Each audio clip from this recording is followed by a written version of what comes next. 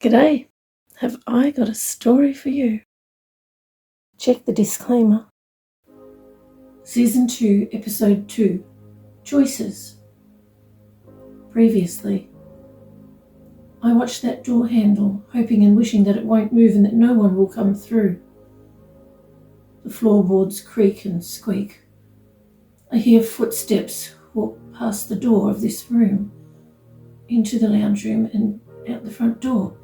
It's not often that no one comes in. I listen to the car drive away until I can hear it no more. Continues. Why did that woman bring my baby?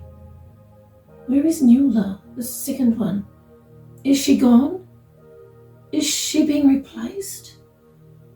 That's what happened the last time a different woman brought my baby back to the surface house. I wait a bit longer. Sometimes when one person leaves, another one arrives within a short amount of time. I lay here under the covers, trying to relax my tired, aching muscles. I listen. Not a peep out of my baby, and I assume he is asleep. I would normally check, scan with my mind, but I just feel like I don't want to check. I don't want to find out that he is not my baby. He probably is my baby. I hope he is. It has been about 15 minutes, and if he has no blanket on him, I need to check. I don't want him to get cold. As I approach the end room, I listen for his sleepy breathing. Why don't I hear him? Oh no, is he alive? I stand completely still and silent. I can't go to him and find him gone. He has to be alive. He has to be asleep. Not gone.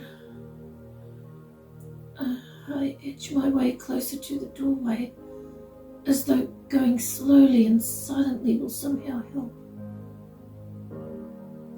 I hear breaths, very quiet, shallow breaths. A sigh with relief. Short-lived relief. That is not my baby's breathing. I really didn't want to do this. The longer I put it off, the longer I could believe it was him. I scan. His sleepy thoughts. Even though this baby has some of my baby's memories, they are different somehow. They're not like when my baby's memories have been interfered with and altered. They're like they have been stolen and placed here. This baby's memories are mostly gone. Some are buried. They are replaced with some of my baby's memories. I don't like this. I don't like it at all. Where is my baby? I go into the room and look. I see red hair like his. He is facing the other way. I walk over to him, knowing, but ignoring. I adjust the blanket. Something is not right with this baby. This baby, she is a girl baby. I climb into the cot at the feet end and look at her face. Oh dear, what have they done to her? Oh, she is not quite... I'm not sure how to say that. I gently touch her little cheek and whisper, "Don't worry, little one. I will do my best to take care of you, whoever you are." I climb out and sit on the mat next to the cot. I don't want her to wake up alone. I remember waking up alone many times when I was small. I wonder. Her mind seems alert. more alert than it should be while she's asleep. I edge my hand under the blanket and hold her little chubby hand. She is warm, that's good. I just sit here thinking, remembering the black-veiled woman, people in the line and many unseen people like Ambrielle, but also not like Ambrielle. I recall telling each person of their lives, their past, a deep-seated secret buried in each mind, and then their futures. I watched the expressions on each face as they listened. 2 of them, 2 out of so many people, did not believe me regarding their futures. They didn't believe that their futures could be good. The woman who decided to hand the taxi driver the note, just in case, also decided to proceed to the bridge after that. She was so sure that he wouldn't let her in his taxi, but he did. Tragedy averted. The other was a man who had decided that good things often happen to other people, but they would never happen to him. Bad things had happened to him, many bad things, many times. They happened so often that he truly believed that what I said would not and could not happen. I suggested to him an experiment. He could do the one thing that he needed to do for the good future to unfold before him, and watch. Wait. See if something good could happen for him. If he didn't do that one thing, he would always wonder. Could he live the rest of his life knowing that he lost his chance to find out? The thing this man needed to do was not hard. All he had to do was pick up his telephone receiver and dial the number. As he left, I saw him put the torn piece of paper with his daughter's phone number scrawled on it in his pocket. I knew. If he had thrown it in the bin, the future he would have faced. Not good. But that won't happen now.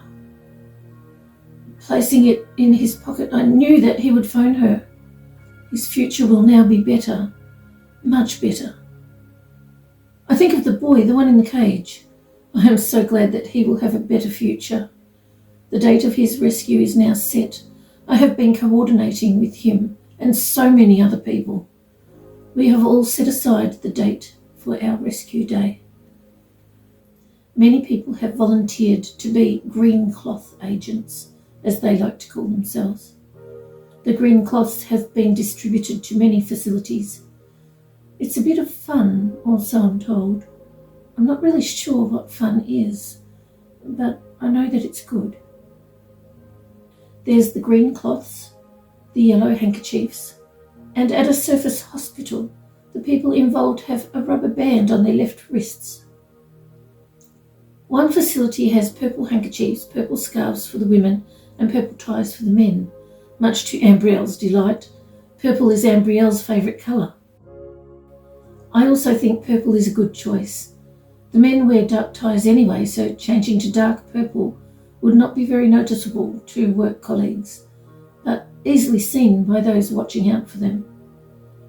The women wear different kinds of purple scarves and have their purple hankies attached to the inside of their left sleeve with a safety pin, so as not to lose them. They make sure the hankies partially protrude out of the end of their sleeves, so they would be seen by those who know to look for them. These colour-coded things work well, and those who need help can easily find the right people. Those who are involved in rescuing people, it gives many of them a purpose, something they can later think back on and know that they did something good in their lives. Sometimes remembering the good that they've done. Well, many choose to keep living because of that one memory. I think of my own memory that stopped me from I am still here because I remember that sweet little face smiling up at me. And the hug.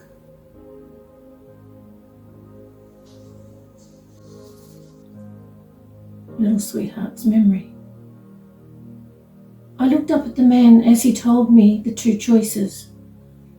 Apparently, he thinks I can choose to hurt the person in the room one way or choose to hurt her in another way.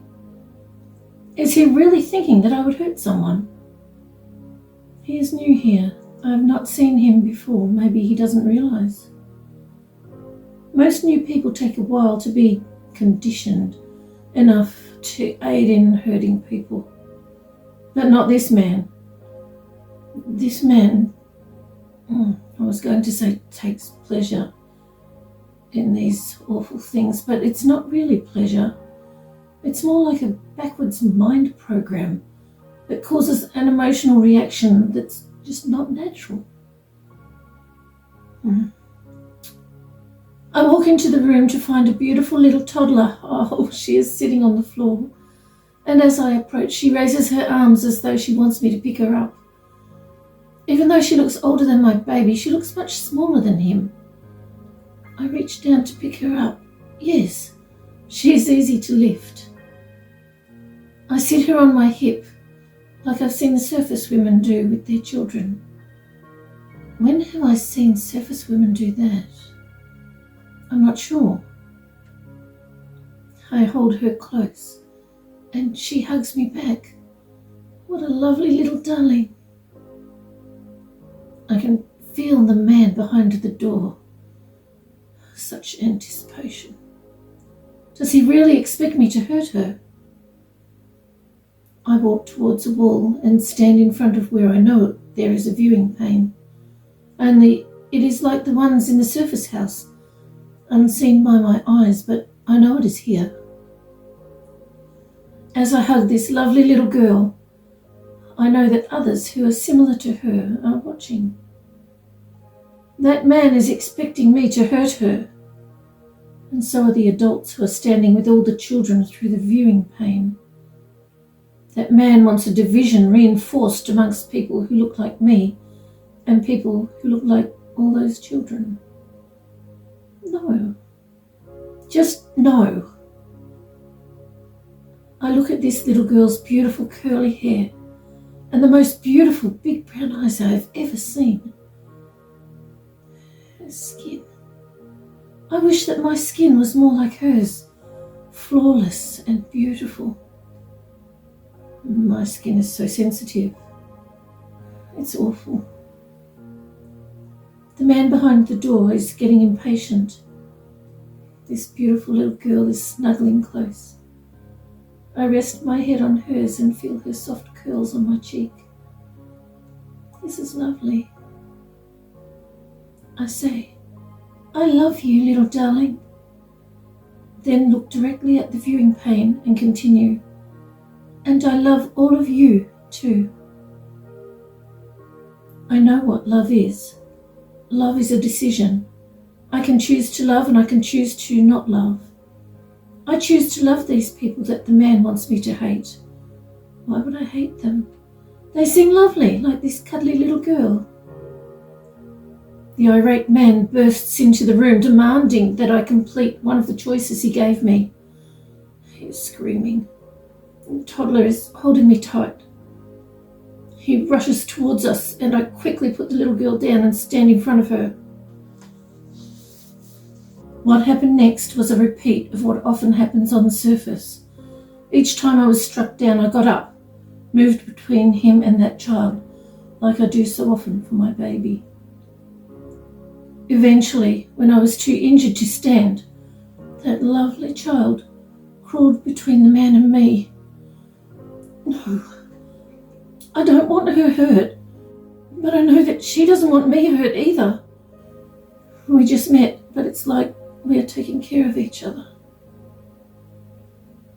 That's when I passed out.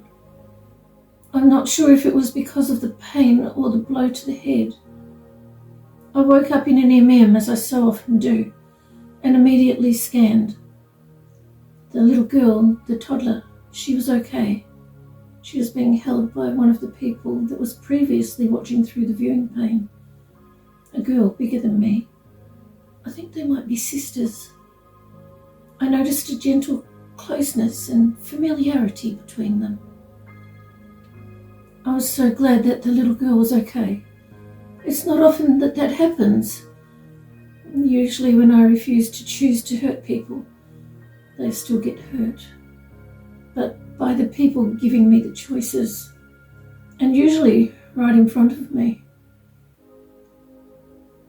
When given choices, if they were not what I would normally choose to do, I would give myself a new choice. I would choose none of the choices they presented. This frustrated those people so much. They all assumed that I will do one of those awful choices they gave me. No. Just no. I often remember that little girl and how we clung to each other. I remember the feeling from behind that viewing pane, the dumbfounded feeling coming from the guards, as though they couldn't believe their eyes. At first there was bewilderment from the others, gradually turning to relief. I don't always remember this, but when I do, I'm always glad. I can help people. I live to help people. It's what I do. I am sure I've helped other people, but sometimes I don't remember when they've altered my memories. Soon, a week from now, it will be rescue day. The boy in the cage and I have worked out how to help. Actually, I'm not sure how many, a lot of people. I lean my head against the side of the cot, still holding this sweet little baby girl's hand. Something doesn't seem right. What have they done to her? Where will she be on rescue day? I remember our plans. I go over them again and again in my mind. Everything has to be perfect. I don't want to leave anyone behind. Thank you so much for joining me with a cuppa. I appreciate your company.